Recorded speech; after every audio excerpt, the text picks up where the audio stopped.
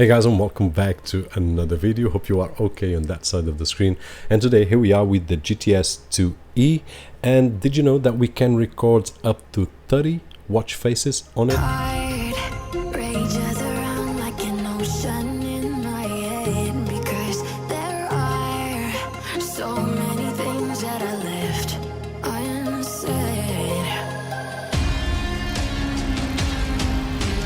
Watch faces on the watch, so if we want to change, we just need to press and hold and it will change, and we don't need to synchronize with the app. Let me just mention here a few differences between the GTS 2E, which is the model that I've got right over here, and the GTS 2, which we have reviewed here on the channel.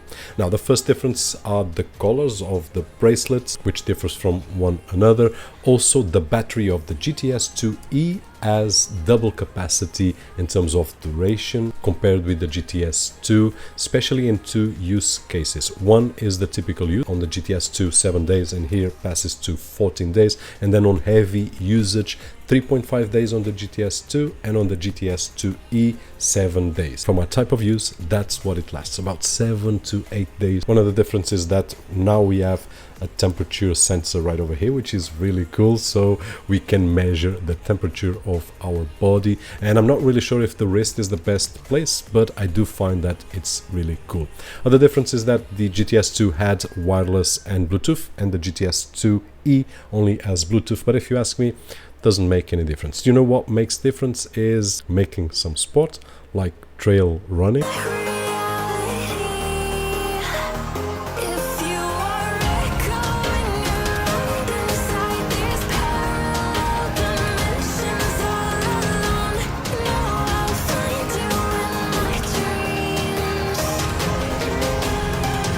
Because to me it doesn't make any sense to not to use these gadgets to enjoy better the sports that we do. And usually I compare that when I have the pleasure to test out a device, do a jogging session or any other sport, and film that to share to that side of the screen, is three of the best things that I can do. Now, talking about the GTS 2E, in terms of design, is really a simplistic watch. It matches the other past watch of the GTS series, and it looks like the Apple Watch kind of look, so no surprises right over there. In terms of build quality, is just with great materials. You can feel here a solid watch. It's not made of cheap materials, so it's strong, it has a really nice style, and it's not as pretty as the Zip Z, which is my favorite smartwatch. And when I have to remove it to use another watch to test out, I always get a little bit sad, but I know it's temporary. And one really cool thing is that if by some reason at the end of this video you don't want the GTS 2E, you want another model, the great thing is that the operating system, the app are great, as we will have the chance to see. So if it's just a matter of design, and if you go to the Amazfit store, you will have a lot to choose from, and that is just great. Let's talk about the GTS 2E, which has a AMOLED screen, beautiful screen with 1.65 inches. It's waterproof up to 5 atmospheres, so you can dive up to 50 meters. In terms of the menus of the watch, it is on the Amazfit and Zip level. Great detail, great graphics, great style, and when we move from menu to menu and sub menus, it is fast, it's responsive, so great level of quality here at all levels. In terms of the brightness of the watch, this is an AMOLED with great quality, so you can use it outside and you will be able to watch it really nice. I did compare with the Imilab W12, which is a cheaper watch, which has some nice features, but in terms of the screen, for example, we can see it well outside, but this one beats it because the screen is just superior. In terms of watch faces, you have seen on the intro, there are a lot of them, and we can download up to 30 watch faces to our watch. It will be just a matter of taste. Notifications, we will receive the notifications, phone calls and things like that, and the screen is really nice in terms of size, in terms of brightness, in terms of graphics, and we will see the all notification. If the notification is an email, for example, and you need to scroll, you can scroll and see the whole email. Now, in terms of style, I would say that we can use this with a casual clothes like I've got today, just a t-shirt with a shorts, and we can run with it, or we can use casual clothes or more classy, and I believe that would suit any style. And I would say that it's good for a girl, good for a boy, good for someone older or younger. The style will be something that each one of us will need to choose, like I choose to run outside or to run on the treadmill. If you are right, coming out inside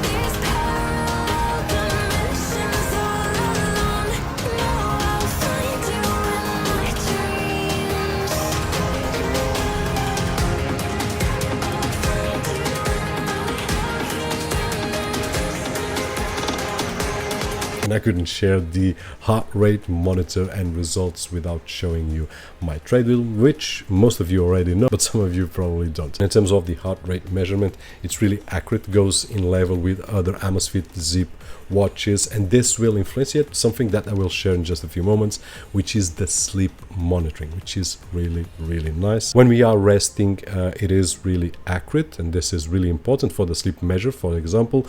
And when we are doing some sports with more intensive levels, I would say that for my measurements, 90 to 95% of the times it is accurate. There is a small delay between a smartwatch and if we compare with a chest strap, but that is something that happens with every single smartwatch. The chest strap will give us a result faster than the smartwatch, and that is something that it's very normal. But in terms of the measurement itself, if we pay attention, the smartwatch will get there, and then it will go after the measurement that we have on the chest strap. So the heart rate monitor, great. The only results that I had that were not so great is sometimes when I'm doing a jogging session, for example, outside, and I'm on the range of 150, 160, and sometimes it peaks out on 170, and I say, hey, there's something wrong right over here, but it then normalizes and goes back to normal. So something that the watch misses, probably with the sweat, or probably the watch just moves around, and it will give us a different result. So that's why I say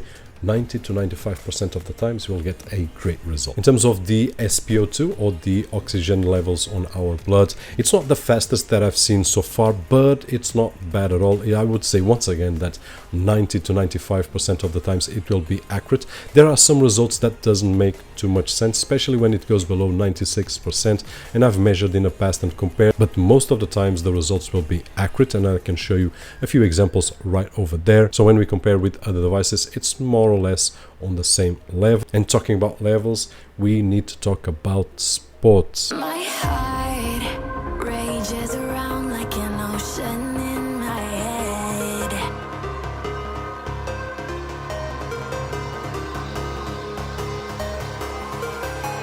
I can almost feel you walking. Yeah, we need to talk about moving ourselves. Now, if you want to get one of these to motivate yourself to do a little bit more, you should, because in terms of steps, what I can say is that it's very accurate. I'll show you an example in a few moments on the app. Also, if we go for a treadmill session, it's great because it gives us a option like other Amazfit watches, which is to calibrate the watch. So for example, if the treadmill states that I've done 5.2 kilometers, for example, if my watch says, okay, you have done 5.2 kilometers, probably I will put on the Amazfit GTS 2E, in this particular case, that I done 5.3 kilometers, an average. So what it will do is it will calibrate, and I'm not really sure, but 4 or 5 sessions were enough to calibrate from my kind of step, and from that moment on, what happens is that it will give me an accurate result. Now, when we go outside for our jogging sessions, it has GPS, so with GPS it will track everything, and I'll show you more details right over there when we see the app, but it's accurate. So there is a small deviation of a few meters, but nothing special. Now, do you like cycling outside? If you are echoing around inside these parallel dimensions. If yes, so do I. And cycling is one of those sports that we can use the GPS as well, and it tracks really nicely. Actually, in terms of sports, it will be able to track 90 sports, which 6 of them it will track automatically. And this is a really cool feature. What happens is that it will base what we are doing, our heart rate and the movement, to detect the sports. It will do this with running outside, running on the treadmill, walking outside, outdoor cycling, swimming pool, and elliptic. And the way that it works is, for example, if it detects that your heart rate is elevated but you have no GPS signal, then it will say you are doing treadmill. On the other hand, if your heart rate is a little bit more on the upside than normal and your movement is not that fast but you are using GPS, it will say you are walking. And if your heart rate is higher and you are moving in a faster distance, then it will say you are jogging outside. And and so on and so forth. So really great. And then ally the great watch with the app, what happens is that it will give us a lot of details. We will have distance maps, we will have measurements, heart rate monitoring, altitude, calories, and so on. And one of the great things is that each sport has its own measurements. Some of them more complex, like running on outside is more complex than the treadmill inside because it has less measurements. But even though it's great to have those differences on different sports, unlike some of the watches that we have seen in the past that only show calories and heart rate monitor, and that's about it. Measuring our sleeping pattern is something that it's great as well, because you can see what happens over time. And I'm tired to say this, but along the lines of the other Amazfit watches that we have seen, it measures really nicely. Probably a little bit better because they keep improving and improving, but I will show that in the app right now. Okay, so I'll put the app right over here. By the way, I've done a complete review of the app with this new version. I will leave a link right over here, so if you want to check everything about the app so you can make a better decision, just check the link and you will be there. Now, this is the home page, which can be configured as you can see on the video. I can show you first the steps right over here. It will show me the daily steps that I take, and if I go back to the 7th of November, which was the day that I did the trail, as you can see, almost 19,000 steps. I did compare with the other watch that I was testing, and I also compared with my phone, and it's accurate. So no surprises right over here. It will give us the average steps, and of course it's in Portuguese, but you will understand more or less this week how many steps per day, last week, last month, and October. So great right over here. And of course it will give us the history right over here. Now also the personal activity indicator, which is cool, and the score that it's great to achieve is 100, but I'm this week with 253, which is awesome, so keep on doing. Then we have the sleeping pattern, and I want to show you one thing right over here which makes a huge difference. Now when we saw the Emilab W12, which is a nice budget watch, but in terms of the sleeping patterns, it can measure nice if you have a regular sleep, but it will not do the work that the Amazfit GTS 2e does. As you can see right over here, on the 13th of November I did wake up 3:29 on the morning to take my kid to the badminton tournament, and I did fall asleep again at 5:18. More minutes, less minutes, but this was what happened in reality, and the other watch could not measure that, and this one did.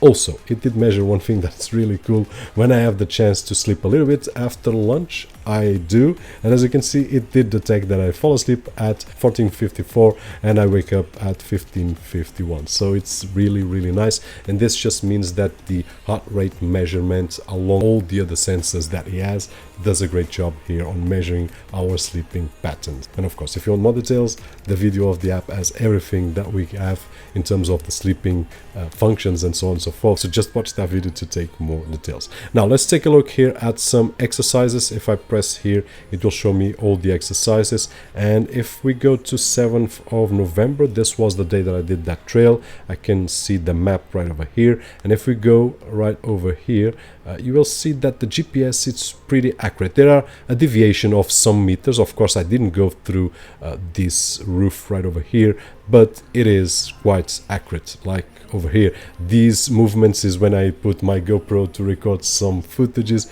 to show you on screen. This is something that when I do these jogging sessions, it's really nice. Here I was running actually on the beach, and it was low tide, so this I do believe that it's accurate, and I did all this course right over here. So just to show that besides having a lot of information as the GPS, and talking about information, we can go right over here, see the detailed data, which will show us a lot of details. And if I go right over here, it will show you the rhythm, the heart rate measurement, the zones that I've got, and the time that I spend on each zone, which is really cool, altitude, distribution, and then the pace, the size of my string, and then the laps right over here. So really complete. If I go to cycling, for example, as you can see, it will show me the map as well. I can put it on real and can see the details, and as you can see, really accurate. This is the result that my iPhone gives me. Actually sometimes the iPhone gives me worse results than the Amazfit devices, so really great. Here it is, one other interruption to capture some footages right over here. So just great, I can't complain at all. And then of course we will have the information right over here, and if I press the plus sign here, it will give me a bigger graphic, but I can't, because if I do, the watch will stop the smartphone will stop the recording of the screen. So here it is. I can show you as well one treadmill exercise. It has less data, but nonetheless a lot of detail, and of course I can go right over here and see all the details that we have in terms of exercise. Really complete in terms of the GPS, really complete in terms of the app itself, which has a lot of options. But once again, go and check that video out. And in my opinion, honestly, this is one of the best on the market for price and quality. And if by some reason the design is not for you, like for example I prefer the Zip Z, then you just need to choose a different model. Soon I will try to bring here the new GTS 3, which looks awesome, and the GTR